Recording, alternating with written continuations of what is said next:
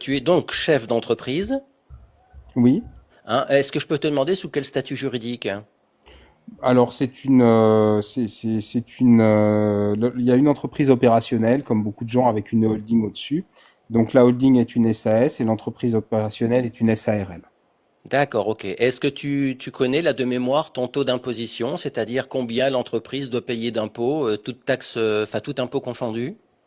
Bah, tout impôt confondu, les entreprises elles payent essentiellement l'impôt sur les sociétés, Oui, donc c'est 25%. oui. Et On parle puis, du chiffre d'affaires là, hein? non, du bénéfice. Du Ah, bénéfice. 25% du bénéfice, Ouais, ouais, d'accord. du bénéfice. Et ensuite, quand de l'argent, alors après, en ce qui concerne les employés, tu payes des charges sociales sur les salaires, Oui. qui représentent, ça dépend des statuts, mais typiquement 60% du salaire brut.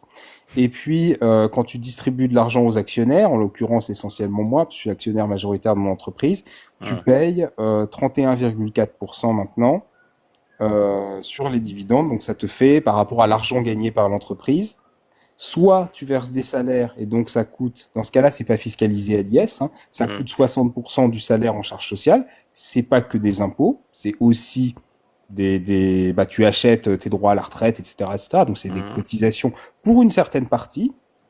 Et puis, soit tu te distribues l'argent en tant qu'actionnaire, et dans ce cas-là, c'est 25% à l'impôt sur les sociétés, plus 31,4, plus si c'est des sommes très importantes, ce qui n'est généralement pas le cas, mais si tu thésauриses et que tu attends et qu'un jour tu te distribues des sommes très importantes, tu ajoutes encore 4% de ce qu'on appelle la CEHR, contribution exceptionnelle sur les hauts revenus, voire maintenant un truc qu'ils ont rajouté l'année dernière qui est une usine à gaz et qui rapporte zéro parce qu'ils se sont plantés, la CDHR, mais je ne veux pas rentrer dans des détails Ouais, ouais, arithmétiques. ouais. Est-ce que tu dirais que tous ces prélèvements, tu les trouves normales, trop élevés, de juste logique, et est-ce que tu penses qu'avec tous les impôts que tu payes, tu retrouves devant les services publics que tu mériterais?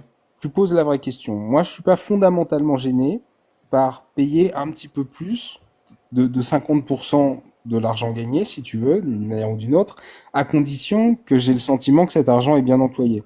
Et Mhm. malheureusement, quand je vois la dégradation de l'instruction qui est dispensée à l'école, c'est assez rare, j'ai pas trop de problèmes de santé, mais quand ça m'arrive d'amener des gens aux urgences, etc., des choses comme ça, quand je vois l'engorgement des urgences, la typologie de la population qui engorge les urgences, quand je me promène, je suis parisien, hein, quand je me promène dans certains quartiers de Paris, moi j'habite le 17e, qui est un quartier un peu frontalier, quand je vais vers l'est, en prenant le tramway ou en prenant la ligne 2 du métro et que je vois des tentes peuplées, voilà, avec des gens qui manifestement viennent d'Afrique, etc. Et je les blâme pas, hein, mais je blâme notre système. Et donc je vois ces tentes à l'infini, ces champs, ces camps en fait, ces camps improvisés sous la Mhm. ligne du métro. Et puis de temps en temps on les enlève et puis une semaine après il y en a encore. Donc cet afflux permanent, si tu veux, de cette immigration absolument non illégale et non maîtrisée. Quand je vois des policiers qui se font constamment harceler par-delà des racailles, ou quand il y a des délits de fuite de plus en plus nombreux, quand je vois les incivilités, quand je vois même l'abaissement du niveau des hommes politiques, c'est-à-dire que quand par hasard je regarde des débats économiques à l'Assemblée nationale, je suis comme le prix Nobel à Guillon, là, qui l'avait déclaré, absolument horrifié par le Mhm. fait que les gens qui votent nos lois ne comprennent pas ce qu'ils votent. Mhm. Là, il y a eu un Bah, on a quand rapport de même des illettrés à l'Assemblée nationale, hein, ah donc bah c'est quand oui, bah même non, mais là, si tu tournes ton regard vers la gauche principalement, ah tu vas bah oui, trouver enfin des consommateurs de substances, tu vas oui, trouver le chef d'une milice dite antifasciste, je pense que le voilà. anti est de trop. Raphaël Euh, Arnaud, oui, voilà, tu vas trouver la suppléante de Mathilde Panot qu'on appelait la caillasseuse parce qu'elle balançait des pavés sur les voilà. pompiers, je crois, au moment des Gilets jaunes. Enfin, tu vas trouver vraiment, on a l'impression d'avoir une sorte de bande de cancres revanchards qui Ouais, quelque ouais, part ouais. veulent rebattre les cartes d'un système qui Mm, leur convient pas.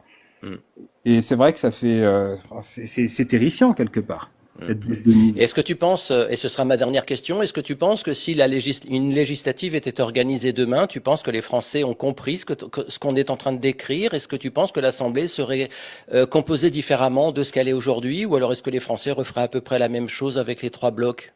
Je pense qu'on a une super polarisation, c'est-à-dire que de plus en plus de Français comprennent ce qui est devenu la gauche aujourd'hui, excluent totalement de voter pour la gauche.